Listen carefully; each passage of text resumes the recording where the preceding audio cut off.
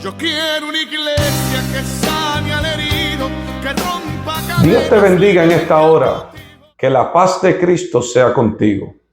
La Biblia dice en Lucas capítulo 2 que cuando Jesucristo estuvo caminando en la tierra humanamente y era un niño, dice que sus padres subían todos los años a Jerusalén.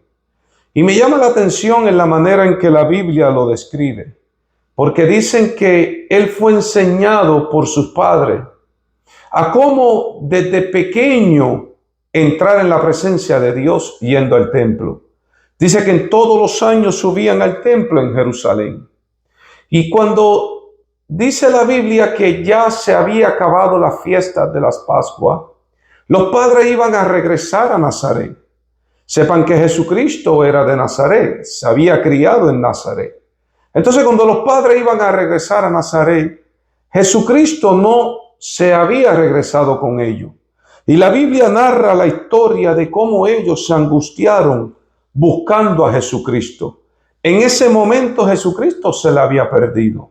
En ese momento ellos entraron en angustia porque al niño perderse en aquel entonces de 12 años, ellos se angustiaron y no supieron dónde encontrarlo. Pero lo que me llama la atención de todo esto es que tardaron 3 días en buscarlo, pero 3 días caminaron por todos lados y no lo buscaron en el templo hasta el último día. Muchas de las veces nosotros queremos buscar a Jesucristo y no sabemos dónde buscarle. Muchas de las veces queremos llegar a un encuentro con Jesucristo y caminamos la vida entera y nuestra vida en angustia y no sabemos dónde buscarle. Pero cuando vas a la Biblia te encuentras con ese momento que después del 3er día encuentran al niño Jesucristo sentado entre los doctores de la ley hablando de la palabra de Dios, enseñándoles lo que el Padre le había enviado a hacer.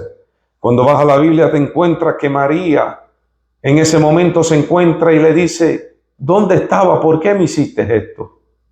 Y lo más que me llama la atención es cómo Cristo le responde: ¿por qué me buscabas? ¿Acaso no sabes que me es necesario estar en los asuntos de mi Padre? Fíjate que cuando el ángel se le apareció a María antes de ella tener a Cristo, bien claro el ángel le explicó y le dijo que iba a tener un niño, pero no iba a ser un niño cualquiera, sino que iba a ser Jesús de Nazaret, iba a ser Jesucristo. Y este iba a ser el Salvador. Allí en aquel momento Jesucristo en su corta edad le estaba recordando a María aquel momento cuando el ángel le habló. Y le dijo: sabes que Él va a ser el Salvador. Porque ella tenía que saber que Jesucristo en su corta edad era necesario cumplir el mandato que Dios le había mandado. Pero muchas veces nosotros nos apegamos a sentimientos humanos. Sentimientos que a veces no entendemos, y esos sentimientos a veces hacen que la voluntad de Dios se cumpla en ciertas personas.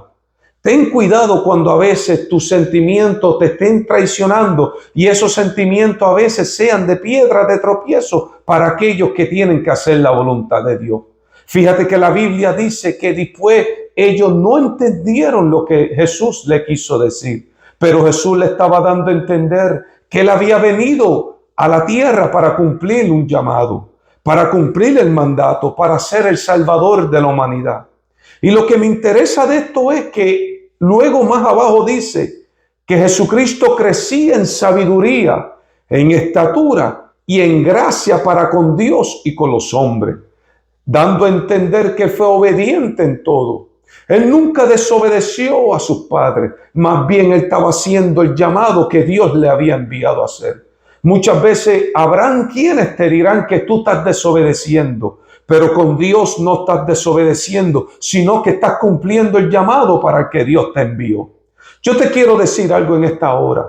Luego la Biblia dice que años después, allí se encuentra el mismo Cristo, pero ya adulto, cumpliendo un ministerio. Y la Biblia narra en Mateo 21, del versículo 12 en adelante, que Jesucristo vuelve al templo. Pero esta vez cuando Él vuelve al templo, Él encuentra en el templo un montón de ladrones. La Biblia narra la historia y te lo quiero leer. Dice Mateo 21:12. Y entró Jesús en el templo de Dios y echó fuera a todos los que vendían y compraban en el templo, y volcó las mesas de los cambistas y las sillas de los que vendían palomas, y les dijo: escrito está, mi casa, casa de oración será llamada, mas vosotros la habéis hecho cueva de ladrones. Y vinieron a él en el templo ciegos y cojos, y los sanó. Pero los principales sacerdotes y los escribas, viendo las maravillas que hacía, y a los muchachos aclamando en el templo, diciendo: Hosana al Hijo de David, se indignaron. Mira lo que sucede aquí ahora. Él vuelve al templo, pero en esta ocasión encuentra el templo corrompido. ¿Qué había pasado desde la niñez de Cristo a la edad que Cristo ahora tiene de adulto? En todos estos años, poco a poco, el templo se estaba corrompiendo. ¿Cómo habían corrompido el templo? Habían hecho del templo una casa de negocio. Habían hecho del templo una casa de ladrones. Allí estaban todos robando. Allí estaban todos haciendo barbaridades dentro del templo. Que es lo que podemos ver en muchos templos hoy en día.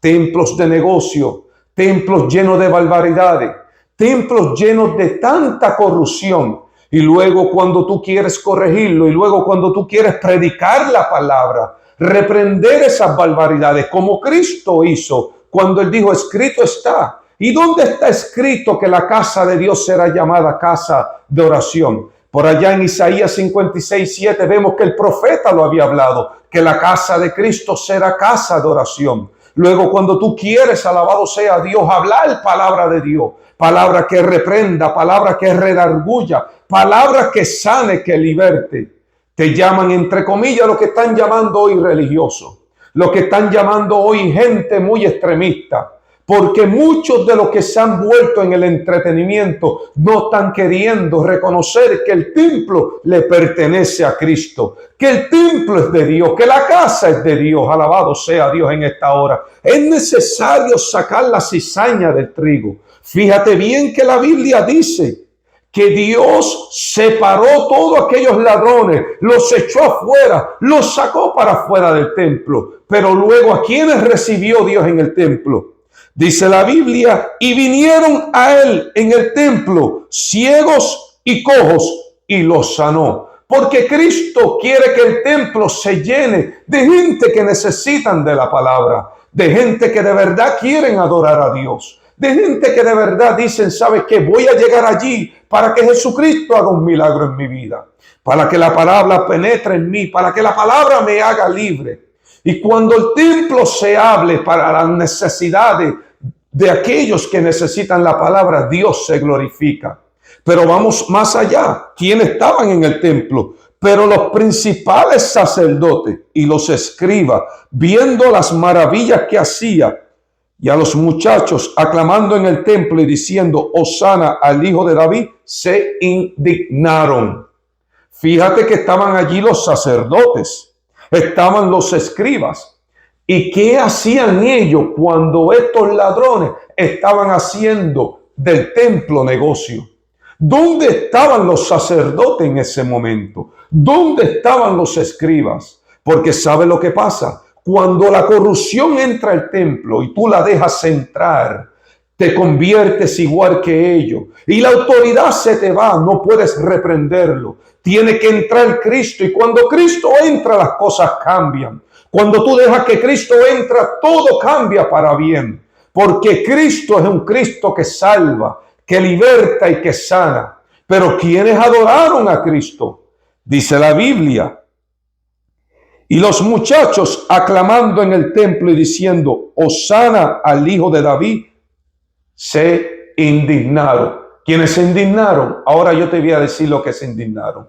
Los que verdaderamente se llaman religiosos, pero están lejos de Cristo.